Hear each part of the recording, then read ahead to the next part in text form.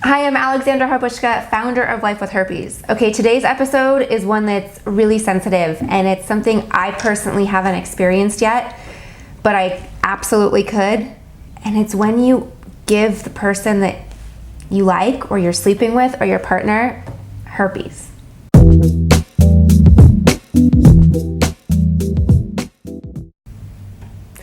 Okay, so this is one I have not touched on, right? And it's a huge one because it happens all the time. Obviously, somebody accidentally gives someone herpes, and that's how we've all ended up with it, right? That's how the herpes virus has evolved. And I get questions all the time in our secret society asking like, oh my gosh, I accidentally gave this person herpes, or I think I gave this person herpes. What do I do? So like I said earlier, this is something I personally have not done, nor am I aware of.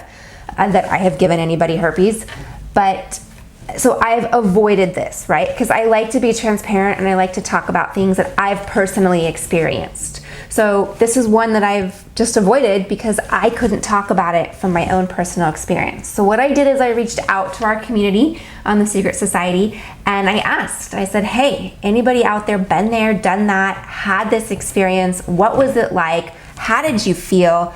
All of this. So if you don't mind, I'm going to read a story about, I won't read the whole story, about what happened. So they said, this experience was awful and traumatic. I truly feel scared from it. He was someone I actually liked, and it was unfortunate that it turned into a one-night stand. But the experience of him yelling at me and calling me names and telling me I ruined his life is something I will never forget.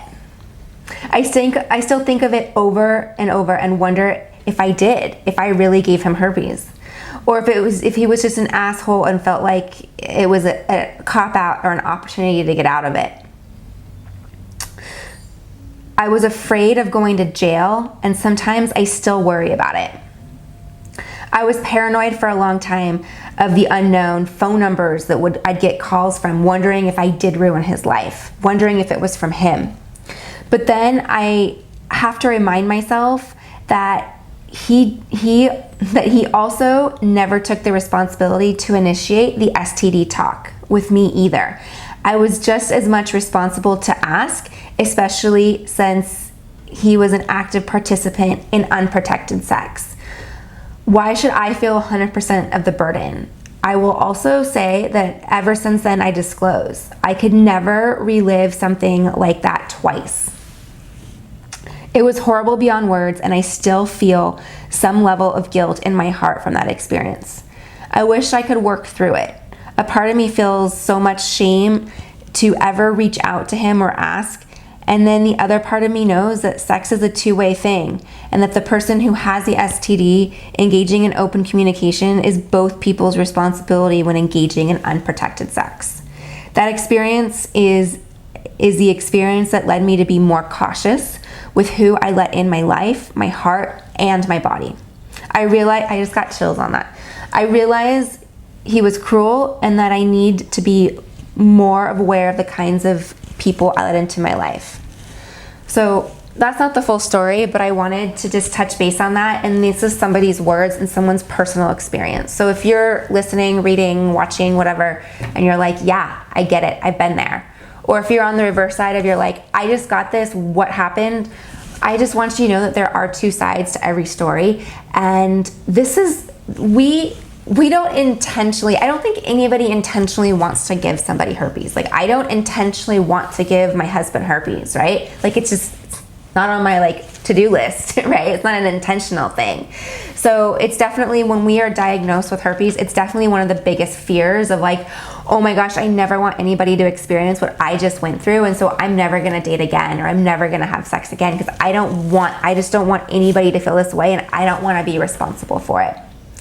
So here's how I've worked through it, and it really didn't happen until my husband and I, at that point, he was my boyfriend, started dating, and he's really helped me work through it. And really what he said to me, because one of the times we went to have sex and he could tell I wasn't there, I wasn't mentally in it, and he asked me what was going on and what I was thinking about. And I said, I'm scared I'm gonna give you herpes. I'm scared I'm gonna give you this. And he said, you know what, let's stop. this is not fair to you. This is not fair to me. This is just, if your head's not in it, then I want to be here with you when you're in it, right? It's like, we can do this later. We can do it in 5 minutes. We can do it tomorrow. It's not a big deal. Let's just stop. And whether you're thinking about herpes or not, it could be some other thing. Like, just, if you're in it. If you're not, like, you can say, hey, let's pick another time. It's not really the right time for me. That's a great lesson I learned. So here's some things, some other ways that I learned to process this, and what I also tell people in our secret society that approach me with it. So there's 4 things. Number 1, it's crucial that you tell your partner you have herpes. Let them know. Yes, that conversation is awful. It's hard. Well, it can be awful. It's hard. It's uncomfortable, but it is something that you need to do to disclose that to your partner. Number 2, both of you need to agree on the prevention method. So how are you going to prevent transmitting herpes? Is it taking the daily antiviral, which is the best way to prevent transmission? Is it using condoms? Is it a combination of both? Is it nothing? There's no protection. Like, what is it? And you both should be on the same page and understand the risk reward of both. So tell your partner, pick your method that you're going to use. Also know that sex was consensual. Just like what I read here, like what was written is like, hey, we both decided to do this, right? So just know that the sex was consensual and both people agreed to it, knowing that there is herpes. And then 4, which is really important, that I always talk to my husband about, is, hey, I'm having an outbreak right now, or I think I'm getting an outbreak, or I just had an outbreak. Like, just be very open with your partner and let him or her know how you're feeling. Like, ooh, I have maybe a little tingle. I'm not sure. I don't have an outbreak. What do you want to do with it? And kind of both of you make that conscious decision. So if you go through those 4 steps, you have to learn that it's 100% out of your control, right? It's not up to you. You've laid down the facts, and both you and your partner have made that conscious decision to move forward. When that's happened, you no longer can take on the guilt. You no longer can take on the fear. You no longer can take that on, because that's not healthy for you or your partner, right? Sex is awesome. It's fun. It's such a beautiful thing between 2 people. Taking on guilt is not what you want to do. You want to have fun with it. And yes, just because you have herpes doesn't mean you can't have sex. Doesn't mean you can't have a partner who doesn't have herpes. Like, absolutely not.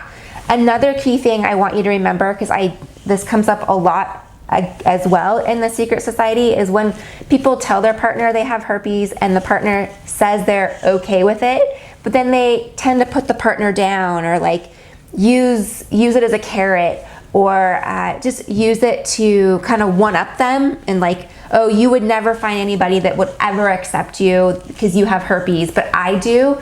Be really aware of that, because that's an unhealthy relationship. That person is using it to as a control method or things like that. So I've been in that situation before, and it took me a long time to get out of it.